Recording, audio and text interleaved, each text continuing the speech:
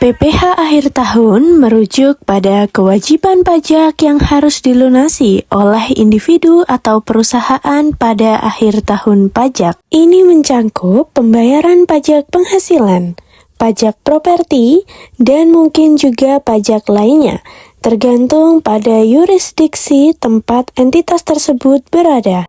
Koreksi fiskal adalah penyesuaian yang dilakukan pada perhitungan pajak untuk memperbaiki kesalahan atau ketidaksesuaian dalam perhitungan pajak.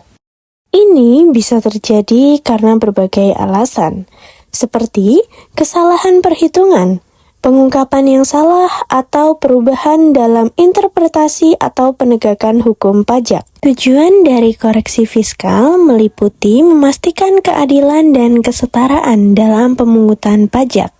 Koreksi fiskal memastikan bahwa semua wajib pajak diperlakukan secara adil dan setara dalam pemungutan pajak dengan mempertimbangkan perbedaan antara laba atau rugi komersial dan laba kena pajak. Meningkatkan kepatuhan pajak. Koreksi fiskal mendorong wajib pajak untuk lebih patuh terhadap ketentuan perpajakan dengan cara melaporkan penghasilannya secara real dan benar. Meningkatkan penerimaan pajak. Koreksi fiskal dapat membantu meningkatkan penerimaan pajak dengan cara memastikan bahwa semua penghasilan wajib pajak dikenakan pajak sesuai dengan ketentuan perpajakan. Terdapat berbagai jenis koreksi fiskal. Koreksi fiskal positif, yang mana koreksi ini menambah laba kena pajak dengan cara menambahkan pendapatan atau mengurangi biaya yang tidak diperbolehkan secara fiskal.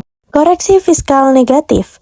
Koreksi ini mengurangi laba kena pajak dengan cara mengurangi pendapatan atau menambahkan biaya yang diperoleh secara fiskal. Dalam konteks PPh akhir tahun, koreksi fiskal bisa terjadi jika ada kesalahan dalam perhitungan atau pelaporan pajak sepanjang tahun yang perlu diperbaiki, atau sebelum akhir tahun pajak.